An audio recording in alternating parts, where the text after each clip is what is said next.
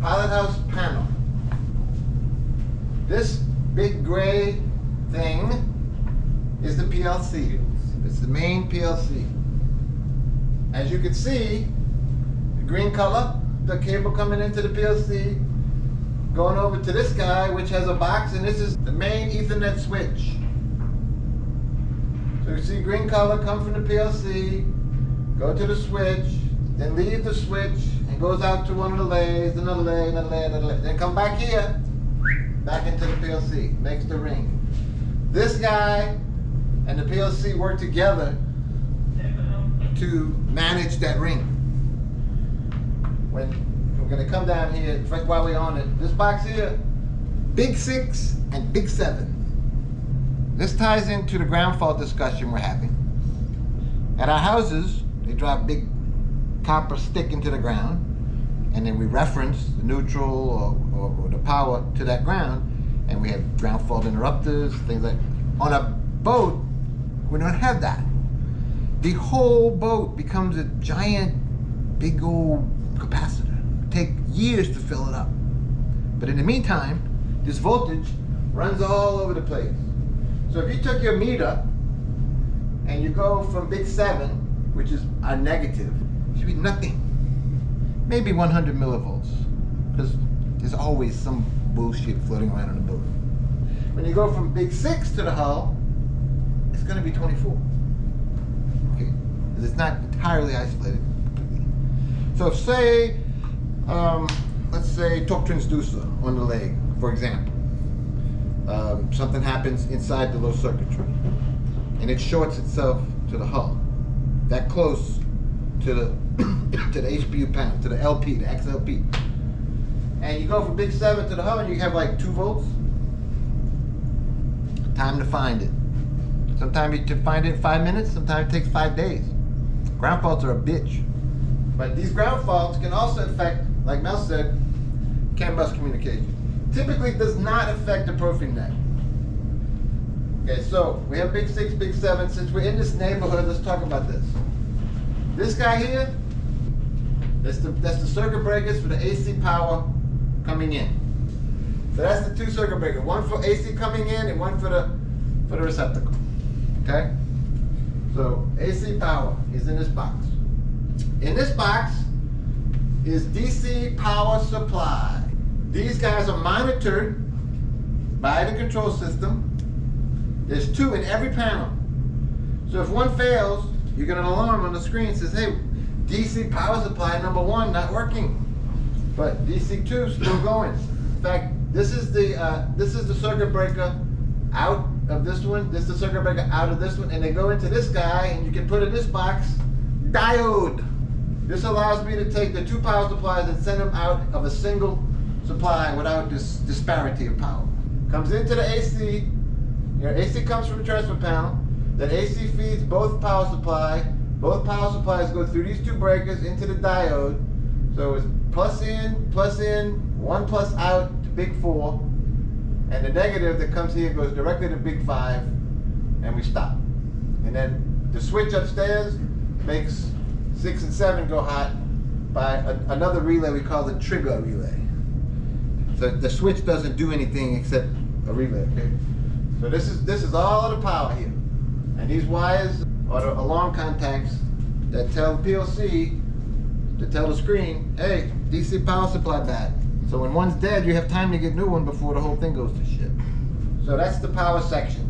So this here is the power section, and that's that. Huh? Okay. This box, gateway. If you remember, we talked about the J1939 being CANbus and the PLC and the big granddaddy being green color Profi net. This guy, he talks CANbus to Profibus. And you can barely see it, okay, but you see this little gray box here. Oh shit, guess what, fellas? This is supposed to be purple color. Evidently Vietnam did not have purple color. This is the Profibus line. It comes out of here, goes up and plugs in right here in the PLC. So in the PP, you better make a note, Profibus is black color. So this is the we call it the J1939 gateway. And if you look real close, you see 3 green color LED. It should always be green. If one is red, it means there's been an upset in the CANbus. If you cycle power and come back and they come out green, it then reset itself. A lot of the stuff on the system, if it don't compute, reboot. Okay, what's this pointing to? Black box. Black box. Even though it's blue color, it's black box. This little red Ethernet here plugs into the PAX Diamond internet right underneath the panel on the wall. Okay. This is one of these. This is regular Ethernet. This has nothing to do with the BJ color. Yeah. Right? This red color is CANbus. This black color is Profibus. This green color is Profinet. This here is bullshit, whatever. It could be blue color, it could be clear color, it could be anything. I got it. Okay, this here empty? Yeah. Yep. Okay, this points to 3 relays. 3 in PP. 3 relays. Yeah, 1, 2, 3. If you look real close, one says JST. That stands for Jacking System Trouble. The other one says 150 and 250. That stands for 1.5 degrees and 2.5 degrees. When the inclinometer reaches these levels, we actually close these contacts on top of sending the alarm to the screen so that this information can be sent to your AMS. Your AMS, the ship's alarm management system. Now, my personal view, 1.5 and 2.5 for a four-legged boat is way too much. Way too much. I'm not gonna allow the vessel to jack anymore without aggravating the hell out of you more than 0.5. Now, when you liberate, okay, and if you're sleeping and it does go in a can hole, we want it to go off. That's why you never disconnect the horn, because that is the secondary inclinometer for the vessel. Okay? So that's what this is. These 3 relays talk to the alarm management system for the vessel. This is an interface, very important. Now, the JST is one of my favorites. I know there were some questions in Mel's training about the alarms and how they work. So we have important, kind of important, pretty important, and we want you to know. And we treat those differently. So on the screen, if it's really important or kind of important, the horn goes off. Okay? And you have 30 seconds to acknowledge the horn, with the idea that if you're there on the sticks and you have a really important, you're going to do something. If you're not there, let's say you're preloading and you're waiting or something, and there's a massive leak somewhere and you drain the oil and it goes off. If the horn blows for 30 seconds, JST coming, AMS gets the record, then everybody knows, whoa, something wrong with the jacking system. Very important. Some of the other ones, for example, yeah, like DC power supply, that's a good one. If you lose one, I'm not gonna stop you. As a matter of fact, while I'm thinking about this, our control system never stops you. If you're in trouble, you need to jack this boat. Even if you're gonna ruin stuff, you save the boat. You don't, some people shut stuff down, like, for whatever reason. We do not shut you down. We just tell you, you better fix this or you're gonna break something, but you can still jack. Because sometimes you gotta jack in a hurry. It's not too common in the Persian Gulf, but in the Gulf of Mexico, there's places where these heavy boats would just push down 5-6 meters without warning. After you preload even. It's called punch through. Scare the hell out of you. You need to get that shit fixed quick or you're gonna go over. So when you see an alarm coming, especially if you hear the horn blowing, you need to do something immediately. So, this is an important box. This white, yellow, and blue wire on these terminals is the CANbus connection. See, green color have these fancy metal connectors for the Profinet. They plug in, it's all fancy. The Profibus has this even more fancy connector, but the CANbus works with wire. Wire, man. And you gotta put a resistor on the end on purpose. A real resistor with the lines on it. It's none of this fancy shit. CANbus is for men. But this is where it's at. And if there's trouble with CANbus, while I'm thinking about it, you turn off power and you measure the CANbus network line. You should see 60. If you see 30, something's wrong. Because the CANbus network, peak, it goes from the leg to the leg to the PP to the gateway to the joysticks, then back out to the leg, all one run. It's usually pretty good. Why? Because it's wire. If you want to kill the computers upstairs on the wheelhouse on the bridge, that's it. One for each one. So this is HMI DC supply. How's that? Why do they got to be AC because we got UPS. So it's AC. Sorry. Whoa. AC.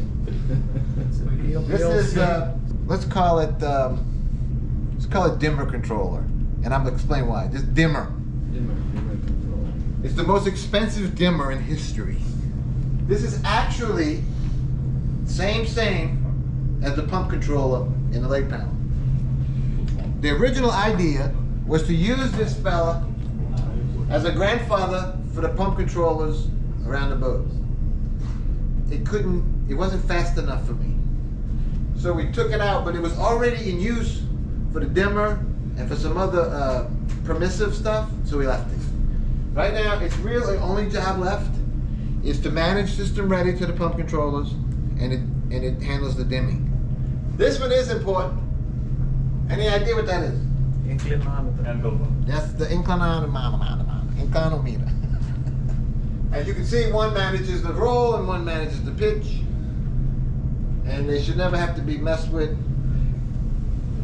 So this is the PP. Anything you ever wanted to know about the PP, I will show you the drawing so you can see how all this stuff talks to one another. Yeah, now I understand everything. Okay, see, remember we talked about the AC coming from the transfer panel? Comes into the circuit breaker right here. Remember the circuit breaker on the left? If you look at your picture? Yeah. Okay, and it comes through here and it goes to the two power supplies. These two. Then it comes out the power supply, goes to the diode. Big 4, big 5, big 6, big 7. Voila. This is the Ethernet switch that's on your picture. Okay. This is the JST and the 150 and the 250 relays for the AMS. Remember? Inclinometer. Now this is the whole PLC. That big gray thing on the top is the very first box we filled in.